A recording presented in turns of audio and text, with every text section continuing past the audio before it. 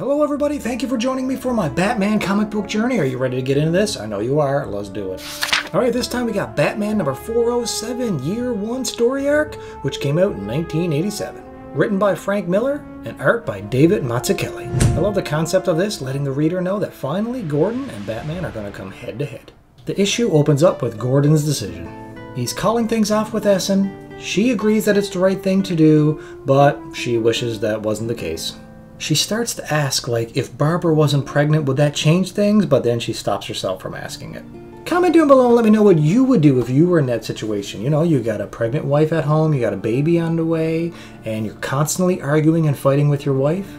On the other hand, you got a woman who's more attractive, she's your co-worker, and she understands the stresses of the job and what you do on a daily basis. Oh, that's a tough call for Gordon. It points out that James Gordon has taken down another crime boss. This time, it's Jefferson Skeevers. Well, we get a time jump of only 5 days forward, and then we see Gordon making out with Essen. What?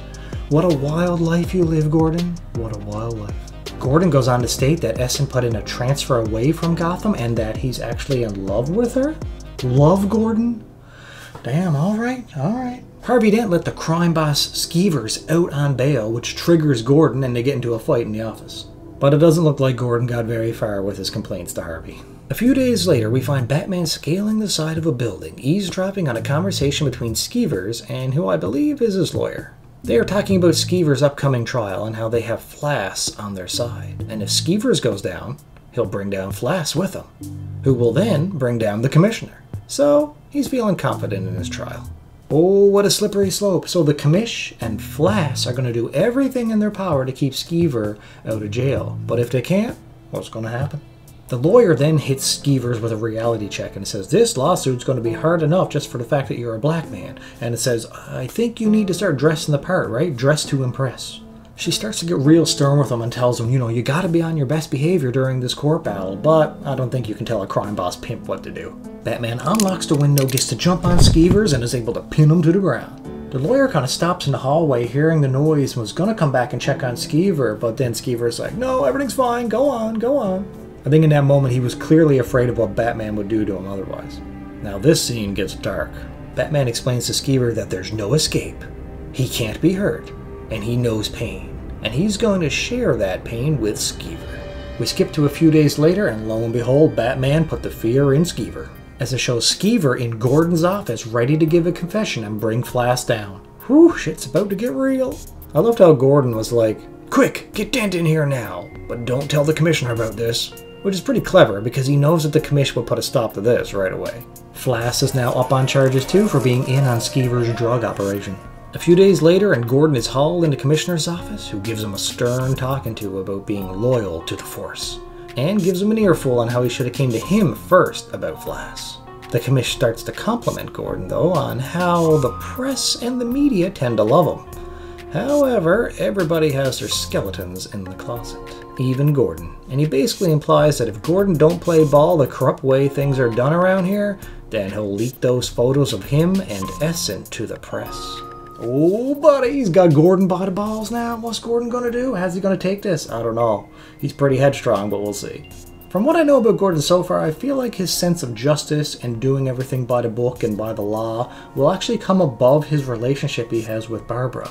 But I guess time will tell. We then hop ahead to Gordon and Barbara visiting Wayne Manor, where Gordon plans to probe more into his Bruce is Batman theory. Bruce is playing it up, acting like a rich man without a care in the world. He has a hot lady cuddling him, who he doesn't even know the name of, and she doesn't speak any English. Barbara gets a little triggered by that, but Gordon shuts her down right away and just gets on with the questioning. I love how Bruce always has something up his sleeve to cover the fact that he is Batman.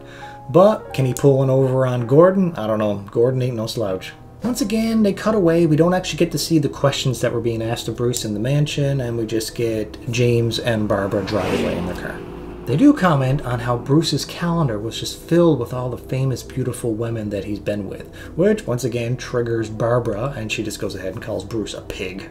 Gordon is still not convinced that Bruce is not Batman, and then somebody in his situation would do everything they could to hide all their secrets. The word secrets cause him to stop the car. Secrets, the one thing that Gordon is also struggling with. And again, I love how they're comparing what Gordon is going through and what Bruce is going through and the similarities between the two. They've been doing a lot of that in these last 4 issues. Gordon then looks at Barbara and says, "We need to talk." Oh man, it's about to get real, and I don't think this is going to end well for Gordon. But then, of course, the scene once again jumps away and goes over to Bruce. God, I really wanted to know how that conversation between Barbara and Gordon went down, but they don't tell us, which got me rotted over here. We then get one panel of sometime later with Dent and Gordon interrogating Flass, stating they got enough to put him away for at least 10 years. Flass, being the dumb fool that he is, says, "We'll see if Skiver is alive to testify." Man, what an idiot. The heat is on now to try to get Flass off the hot seat, and then we get a scene of Barbara looking very depressed. We see Barbara getting a phone call, and then only her response, which is, "Yes, I'm aware of what's going on between Gordon and Essen." So the commish can't use that angle against Gordon now. Gordon got out ahead of it, right? Good for him. They try and poison Skeever so that he can't testify, but the hospital was able to save his life, pump his stomach, and all is good. Man, it's clear that these criminals are out for blood at this point, right? Gordon better watch his back with everything that's going on here if they're willing to kill off a witness like that. Gordon gets the call and then has to rush to the hospital where he finds out that he's going to be the father of a baby boy. No doubt his life's going to get a lot more complicated now. My question is, why does the scene show Gordon sitting out in the waiting room? Was he not allowed to be in there for the delivery? Is their relationship that much on the rocks? Oh, buddy. We get a small panel of the news stating that there have been 4 cat burglaries in recent days for big payouts, which is obviously Catwoman falling into her new career. We then skip over to Selina's apartment where she's trying to fence off all of her stolen goods. The news states that the commissioner is actually blaming Batman for all the recent robberies, which goes ahead and triggers Selina. Selina wanted the credit and to build up her reputation here in Gotham, so no doubt she was pissed. So she says she's going after Roman's money next, and she's going to leave a big scratch on them to make sure that they know it wasn't the Bat. The bulk of the next page is just Batman soaring across Gotham's skyline with some kind of new bat glider. I love it. Such a simple mode of transportation, but it works, and better yet, it's quiet. As he lands on the rooftop of the building, he overhears a conversation of Falcone, aka the Roman, who is talking to a young man named Johnny, basically saying he's going to get Johnny to take out some of his enemies. Batman was overhearing the conversation until it got interrupted. The Catwoman was taken out of some of Falcone's security by almost literally ripping their face off. She's pretty brutal when she needs to be. And like she said, she's leaving her mark for sure. Falcone, for some reason, had to believe that this Catwoman actually worked or was aligned with Batman, and then when he sees the odds are 5 versus 1, he starts to get real cocky. But within seconds, all the bodies start hitting the floor, and Batman intervenes, and he takes down a few guards with some kind of thrown bat projectiles. I'm thinking that there had to be some kind of poison on these little bat things because they're so small, and they drop the target so quick. As the last conscious guard is rolling around and screaming in pain about what Catwoman did to his face, that gives Catwoman an idea. The scene then ends with the shadow of her claw above Roman's face. Ooh, buddy, she's gonna give him a nasty scar. That'll be awesome. This time Batman actually did do a lot of the work, but Catwoman don't care. She's gonna make sure that she left her mark and that most of the glory of this goes to her. We jump ahead to Bruce working out and complaining that Falcone was about to spill some important details to Johnny. He could have used that info if it wasn't for that Catwoman that showed up. So this cleared up for me what Batman was actually doing there. He's basically still continuing to try to work his way up the criminal ladder, the chain of command. After Bruce is done working out and complaining about the event, Alfred asks if he needs his costume. Bruce replies, "Never during the day." It is interesting, it got me thinking, because up to this point, every time that he put the costume on, it was nighttime, which definitely goes with the Batman theme. But I do know eventually at some point in the comics he's going to join the Justice League, and I'm pretty sure not all the missions are going to happen at night. The news puts the blame of the attack on Falcone to Batman, and then just says that Catwoman is an accomplice with Batman, and that just triggers Selina even more. We get a quick panel of Falcone in critical condition in the hospital, talking to his enforcer Johnny once again, saying that because Gordon has a child now, that they can use that against him. That's tough, but it's true. Gordon can let his career, his public image, or his marriage die, but there's no way that he's gonna let his infant son die. That just might be the leverage that they need to bring down Gordon. And they don't waste any time. Gordon is just at home trying to be a good father, feeding his kid. When the phone rings, it's from the commissioner, and they're trying to force him to come into work. The commish then tips off Roman that Gordon is now en route to work and has left his home. Oh man, that got me thinking that Gordon got to figure out a way to get that commissioner out of power. I can't imagine having a boss that is just out to get you on a daily basis. Gordon then gets cut off by somebody on a motorcycle who he notices is actually heading into his apartment building garage. Gordon, being as clever as he is, clicks with him and he realizes that he's being set up and they just wanted to get him out of the apartment. Damn, I thought they were just going to try to like take out Gordon mid-route, not go after his family this early. They're going straight to the family. Gordon rushes home, gets there a few seconds too late to see his newborn child being held at knife point by friggin' Johnny. Johnny tells Gordon to go to the office until they call him. At this point it got me thinking, oh man, they've gone too far. They've crossed the line and then Gordon's going to bring down the whole damn system if he's got to. I flipped the page to see that they got Barbara as well and they're trying to force her into a car. Gordon was having none of it. He knew that if she was taken hostage, she would be killed, and so he took the chance and he took the shot. Gordon takes the shot. It's quick and lethal. He drops him, but not before getting return fire from another thug that hits him in the shoulder, knocking him off balance. The car peels off, escaping with Baby James.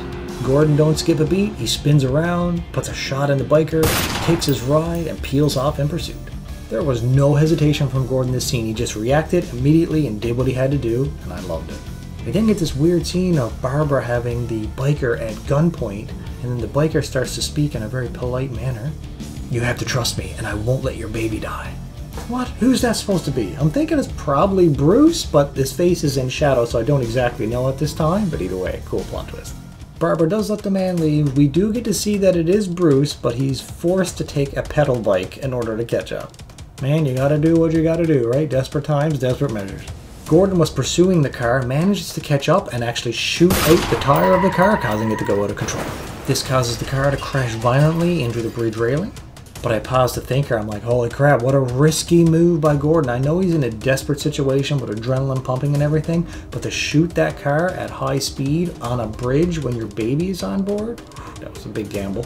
Gordon then runs towards the car in a state of panic because he doesn't hear his baby crying. Just as he arrives to the car, the door swings open, slamming into Gordon, causing him to smack up against the metal bridge and drop his gun. Johnny was covering the baby's mouth the whole time as he jumped out to get into a melee with Gordon.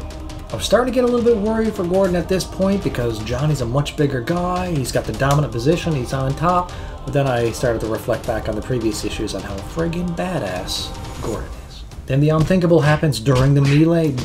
Friggin' Johnny drops the baby over the side of the bridge. Gordon screams out in agony, and I love how they made this panel red.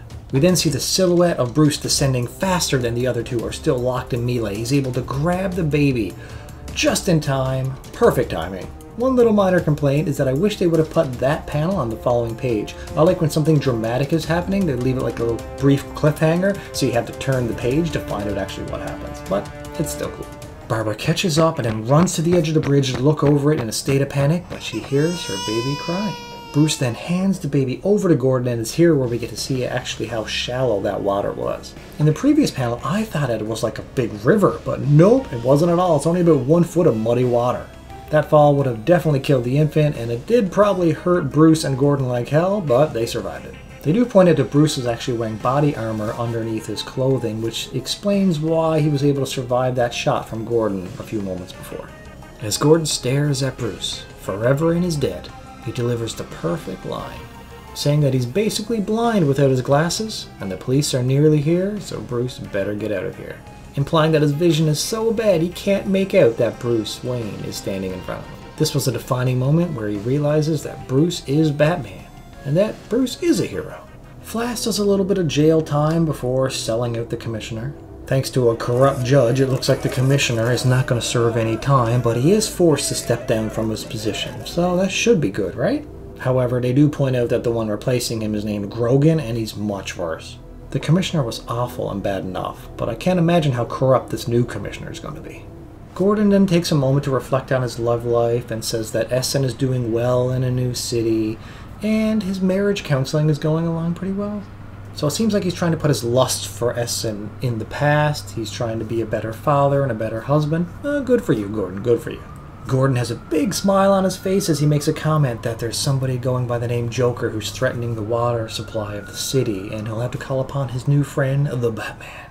Alright everybody, let's get to the rating. I rate this issue's artwork a 4 out of 5. It's been the same artist for the series, but what I can further say is that I wish at times there were more detail on some characters, like Catwoman when she was in costume. It's also interesting that rather than draw the backgrounds in some scenes, the backdrop is just a solid color, which is kind of a cool choice because it usually matches with what emotion you're supposed to be feeling during that scene. I rate this issue story a 5 out of 5. We get a lot more on Gordon's relationship as he's struggling with Essen and his wife, and then in the end he ends up sticking with his wife. The truth also comes out about Bruce being Batman and how Gordon accepts him, and the multiple epic action sequences throughout there, especially that awesome ending. Favorite moment and panel in this issue is near the end after Bruce rescued the infant and hands him over to Gordon. That moment where Gordon knows to his very core that Bruce is Batman and Batman is a hero. Be sure to like and subscribe if you enjoyed the content. The next part of my Batman journey will be right here on the screen. Go on and click it and I'll see you there.